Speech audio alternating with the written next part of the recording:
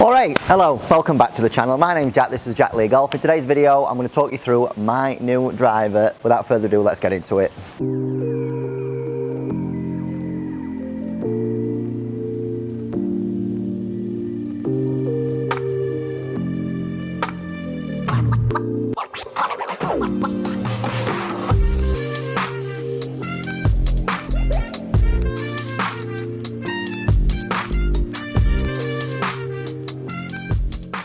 Right, so hello everyone, welcome back to the channel. This will have been the first time I've done a video like this for quite a while, so if you want to see videos such like this, I've got a few more on the way. I'm doing a couple of more club reviews, course vlogs, all that kind of stuff. If you want to see that kind of content, make sure you're hitting that like button and make sure you're subscribing. So, without further ado, like I said in the introduction, we're going to be talking about my new driver, and as you've probably already guessed, as you've probably already seen, it's a TaylorMade Sim 2. So, what the idea about today's video is going to be, is basically talking you through why I've gone for this driver, and the setup that I've got it in, which is helping me be actually not that bad with my driver at the minute. So I've got GC Quad set up, as I'm going to be talking you through why I've decided to go for this driver. You'll be seeing some numbers and some info around that kind of stuff. Right, so I'm going to start hitting some now. We might get some slightly strange data because we've got an assortment of balls that we use here at Ickleton. They are just like your generic range balls mixed in with some semi-decent ones. So yeah, let's smack some.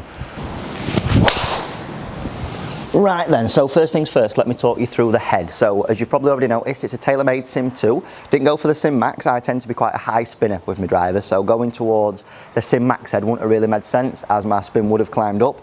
So we've gone Sim 2, the slightly lower spinning version out of the two heads that TaylorMade are offering this year. We had a demo day, a TaylorMade demo day down here in our teaching bays in our little mini driving range here at Ickleton.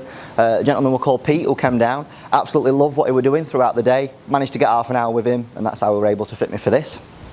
Head-wise, it's a 9-degree head, but we've moved it down, so I think it's 8.25. Not only does moving down in loft help me with my launches, but also by going lower in loft, it's meant that the face has opened ever so slightly. My ball flight tendencies, my bad one especially, over the years, has been one where the face has shut down, and I've seen that overdraw, which causes me sometimes to miss fairways to the left. By going to a slightly lower in loft, slightly more open face setup, it is definitely helping with that. Me personally, I'm trying to work more towards a fade bias off the tee as well, so having a slightly open face in a setup is only helping that.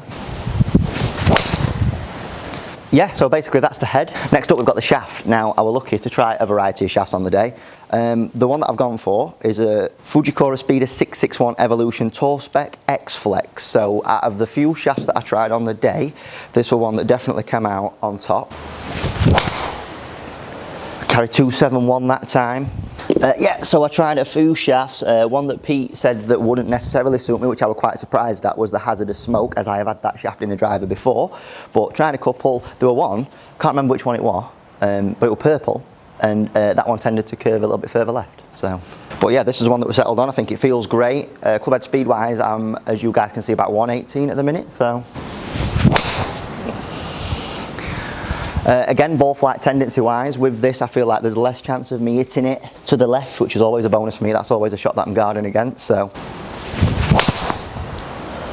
119 club head speed wise that time, strike a little low, 285 carry that time. Though one thing that I definitely have noticed between this driver and the M5 that I had before, there's definitely been an increase in distance, which I wouldn't have necessarily suspected, you know. So that's obviously a combination of changing shaft, lowering loft, messing with the face a little bit, because obviously the squarer I can deliver that face, the more potential I've got to hit it further. So that one was definitely a bit more drawy, not disastrous still, not crazy, and that's one of my favourite things about this driver. Whereas before, with a driver that wasn't necessarily fitted towards what I needed, I had the tendency to put a slightly bad swing on it and it looked worse than what that one did. That one, I'm guessing, would have still been left side at fairway, which is a big bonus. A little bit spinnier that time, pretty straight, very low strike in the face that time.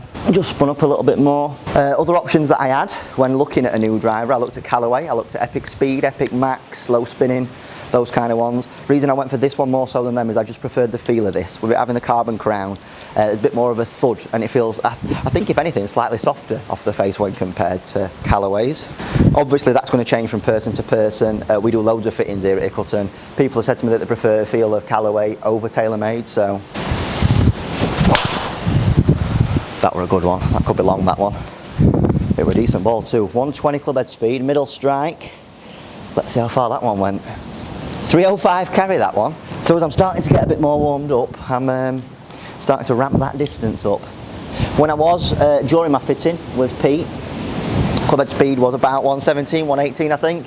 We were seeing carries of 290, between, I mean a bad strike probably 270, good strikes 290 carry. So the fact that I'm getting up there past the 300 now is pretty mint, to be fair. A little bit heely that time, but again, not in any trouble whatsoever. 277 carry that time. Tiny bit shorter, just spun up a little bit more. One driver that I did have my heart set on, you know, when it first came out, we out testing it with a Ping. Only reason why I've gone away from Ping, and despite, I mean, from all the fittings that we've done here, I think Ping, especially the Max version, is probably the most forgiving driver that's out there at the minute. Seen some crazy results with people hitting it off centre strike wise and still getting tremendous performance out of it. For me, the Max would spin up a little bit too much. Didn't get a chance to try the LST, although if it was similar in composition wise, and I mean like the materials in the head, for me, Ping just makes a little bit too strange a noise. It's a bit like pingy. Of course it is, it's a Ping.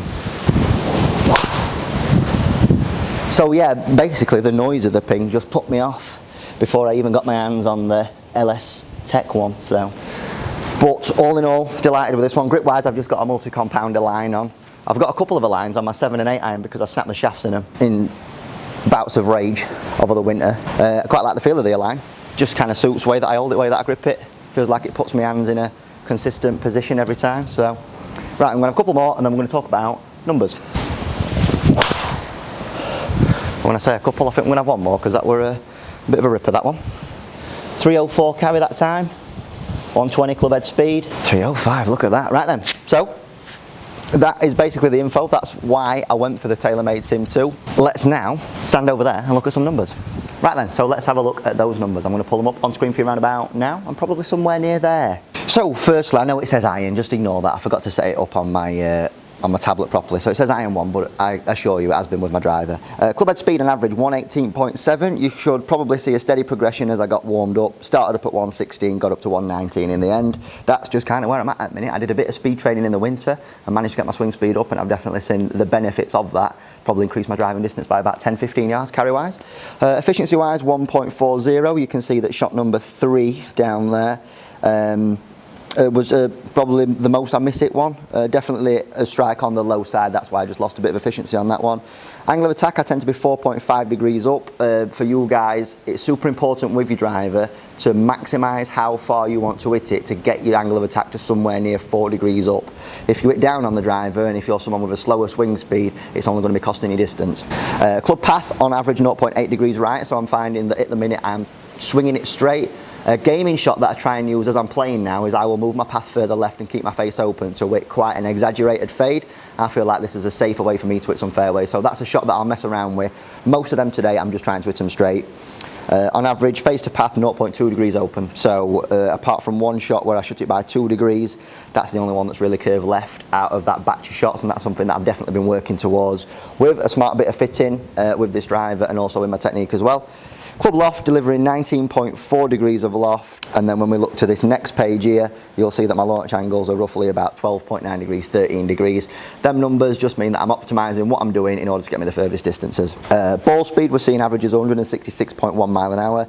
That's a combination of quite a few things really. You have your club head speed, which you've got to think of as your potential, but then it also depends on how well you strike it at the centre, how square you deliver your club face, if you're up on it, all that kind of stuff. So that's my ball speed. Average backspin 2,500. If I were to deviate away from the Sim 2 and go to the Sim 2 Max, because the weight is distributed further back in the head, I will see my spin rates go up, which means I won't get as much distance.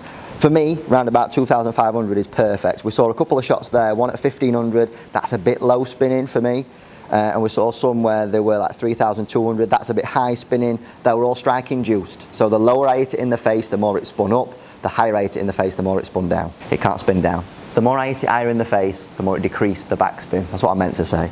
So because of that, we saw average carry of 286 yards. We saw a low of 271 and a height of 304. Peak height is around about 40 yards in the air. That's kind of where I'm at with my driver. So the main reason why I did this video is just for you guys. I just want to show you how important a good fitting could be, really. I've tinkered with drivers, not really been professionally fitted, although I've got a fair enough idea on how to fit myself. But just seeking a second opinion, speaking to the guys, Pete at TaylorMade, who were fantastic, like I said earlier, just making them little tweaks combined with a couple of tweaks I've been making in my technique has resulted in me getting definitely the most out of a driver that I've got for quite a while. So TaylorMade Sim 2, it's an absolute massive thumbs up from me. Like I said, I don't think there's a driver out there that's going to be better for me at this current moment in time. I'm loving this. You guys, make sure you go into your local PGA Pro, make sure you're getting fitted, because you could see improvements like I've seen with my driver. And yeah, that's pretty much it from me today. If you've liked this video, please make sure you're doing the usuals, liking, sharing, subscribing. I am back into what I will call video season now, so expect more of these types of videos. In the comments below, leave me a comment. What kind of videos would you like to see me do? Would it be course vlogs? Would it be equipment reviews? If it is, let me know what equipment you would want me to test, put up against each other, all that kind of stuff. We have got the facilities here at Ickleton to do that now. So stay tuned for a couple of cool videos coming out soon. Yeah, thanks ever so much for watching. I will see you in the next one. Laters.